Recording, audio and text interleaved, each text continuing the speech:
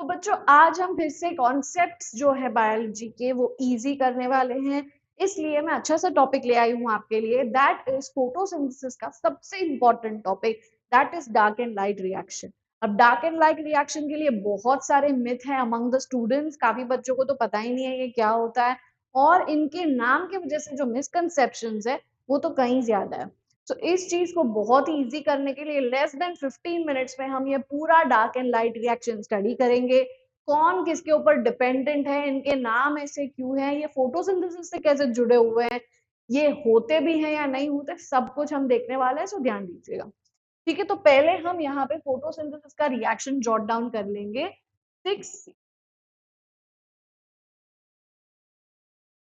6CO2 plus 12H2O in the presence of sunlight and chlorophyll gives me C6H12O6 plus 6H2O plus 6O2 is released. Okay, ये मेरा photosynthesis का basic reaction है। अब आपने देखा होगा इस रिएक्शन में ही हम एरोस दिखा के दिखाते हैं what is dark and what is light reaction. So let's do that quickly as well.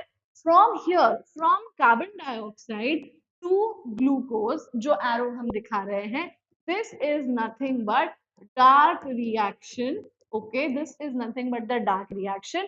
Whereas water से लेके जो oxygen तक जाता है arrow, this is our light reaction. Okay, now dark and light reaction basically जो नाम है वो रखे क्यों है ये हमें जानना है। So we'll start with light reaction first. ये जो मेरा लाइट रिएक्शन है बच्चों, इसमें जैसे आप देख रहे हो वाटर से लेके ऑक्सीजन तक जा रहा है, विच मीन्स कि मेरा जो वाटर का मॉलिक्यूल है, that molecule is being broken down into 3 parts. Okay, which 3 parts? One is electron, second is the proton, and third is the oxygen, which is been released in the atmosphere, and that is what is shown over here. तो ये मेरे water के molecule को break down करने के लिए किस चीज की जरूरत है? इसको लाइट की जरूरत है। दैट इज वाई इसको लाइट रिएक्शन कहते हैं, विच मीन्स अगर लाइट वाटर के मॉलिक्यूल के ऊपर नहीं पड़ेगी तो ये मॉलिक्यूल ब्रेक नहीं होगा एंड इसीलिए मुझे ऑक्सीजन नहीं मिलेगा। सो किसी दिन अगर आपको कोई पूछता है that why are you watering the plants, then you can simply logically and scientifically answer them that because this water is the one that has been broken down and I'm getting the oxygen from it. Okay, so that is one thing जिसके लिए इसको light reaction कहते हैं। इसको और logical बनाने के लिए आप कह सकते हो light dependent reaction। ठीक है, लाइट डिपेंडेंट रिएक्शन कह सकते हो इसको, जिससे आपको क्लियरली पता चल जाएगा कि इसका मीनिंग क्या है। वैसे ही हम जब डार्क रिएक्शन की बात कर रहे हैं तो dark reaction starts with carbon dioxide which forms eventually the sugar और glucose that I am getting as a product. So dark reaction का मतलब क्या है? क्या ये रात को होता है? नो, ये दिन में भी होता है, लेकिन ये जब भी हो रहा है even if light is present, इसको वो लाइट यूटिलाइज करने की जरूरत नहीं है। ठीक है, तो इसलिए मेरा जो ये रिएक्शन है इसको मैं डार्क रिएक्शन कहती हूँ, या तो आप इसको ये भी कह सकते हो that this is light independent reaction, जिससे आपका कॉन्सेप्ट बहुत क्लियर हो जाएगा कि इस वाले रिएक्शन को लाइट की रिक्वायरमेंट नहीं है, वेयर एज जो वाटर ब्रेकडाउन है, हाइड्रोलिसिस है, इसको जरूरत है लाइट की। ठीक है, अब जब आपने ये देख लिया है तो ये ब्रेकडाउन क्यों हो रहे हैं वो भी आपको देखना बहुत ज्यादा जरूरी है। So let's see over here. Firstly जो ऑक्सीजन रिलीज होता है ये तो हमें एटमॉस्फेयर में करना है रिलीज, सो दैट दूसरे ऑर्गेनिज्म से ब्रीद इन करे। जो हाइड्रोजन है तो आपको पता होगा NADP प्लस है, वो हाइड्रोजन के साथ कंबाइन हो जाता है and it forms NADPH2। Eventually जो क्या करने वाला है, जो जाके केल्विन साइकिल में ये हाइड्रोजन को डोनेट कर देगा। सो नाउ मैं यहां से यहाँ पे आऊंगी to see what is exactly happening, and हमारे प्लांट सेल में सबसे इंपॉर्टेंट जो ऑर्गेनल है दैट इज माय क्लोरोप्लास्ट। इसमें रिएक्शंस कहाँ हो रहे हैं, क्या हो रहा है, वो हमको देखना है। ठीक है, तो ये जो मेरा क्लोरोप्लास्ट है, क्लोरोप्लास्ट में ये स्टैक ऑफ थाइलेकॉइड्स है known as a granum. This is known as a granum. ठीक है, तो ये ग्रैनम के अंदर जैसे आप देख सकते हो जो वाटर मॉलिक्यूल होता है इसके ऊपर जब लाइट गिरती है तो ये वाटर मॉलिक्यूल रिलीज कर रहा है ऑक्सीजन, जो हमने ऑलरेडी बात कर ली है। दूसरी दो जो चीजें हैं इलेक्ट्रॉन्स है, तो वो तो हमारे लाइट के रिएक्शन में हेल्प करेंगे। हाइड्रोजन हाउएवर जो रिलीज हो रहा है वो हाइड्रोजन कंबाइन होने वाला है NADP प्लस के साथ एंड उसके वजह से मुझे मिलने वाला है NADPH2।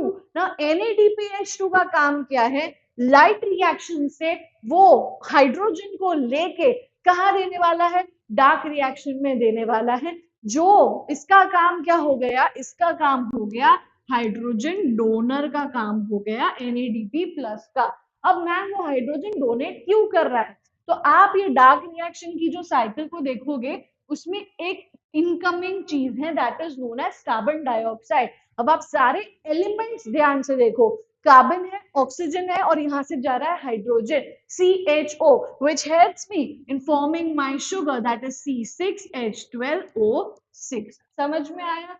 तो यहाँ से हाइड्रोजन डोनेट करने का मतलब क्या है, हम हमारी शुगर के कॉम्पोजिशन को यहाँ पे फुलफिल कर रहे हैं। अब शुगर्स हमें देती है एनर्जी, जैसे ही वो प्लांट्स को भी एनर्जी देने वाली है, उसकी एनर्जी करेंसी है, तो एनर्जी उसमें डालने के लिए हमें किसको भेजना पड़ेगा, हमें भेजना होगा ATP को। सो इन शॉर्ट हमारा जो लाइट रिएक्शन है उससे डार्क रिएक्शन में दो मेन चीजें कौन सी जा रही है, NADPH और ATP। और ये दोनों चीजें वहां जाके क्या कर रही है, ATP वहां पे एनर्जी दे रहा है। वो कैसे देगा, ATP का मेरा जो मॉलिक्यूल है ये मॉलिक्यूल ब्रेकडाउन होगा ADP प्लस इनऑर्गेनिक फॉस्फेट में और उसकी जो एनर्जी रिलीज होती है वो कैप्चर हो जाएगी in my Calvin cycle.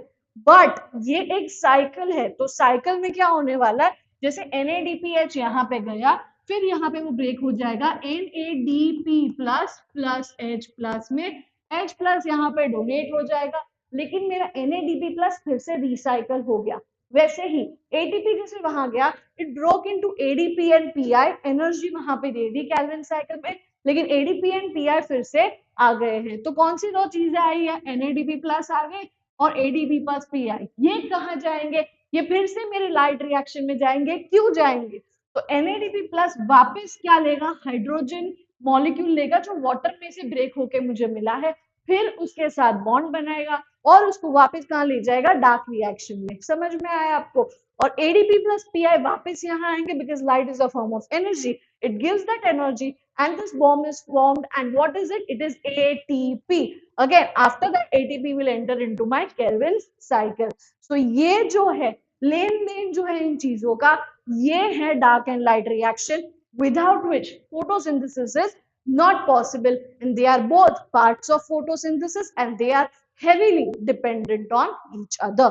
another thing very important, ये MCQ भी एग्जाम्स में आते हैं, आपका जो डार्क रिएक्शन है वो कहाँ होता है, तो वो स्ट्रोमा में होता है, वो स्ट्रोमा में होता है। और लाइट रिएक्शन कहाँ होता है, वो ग्रैनम में होता है। तो ये आपको ध्यान रखना है कि कहाँ कौन सा रिएक्शन होता है। और भी कोई डाउट्स है और भी ऐसे कॉन्सेप्ट्स है तो कमेंट्स में लिखिए, हम वो डेफिनेटली आपके लिए बनाएंगे। Thank you so much.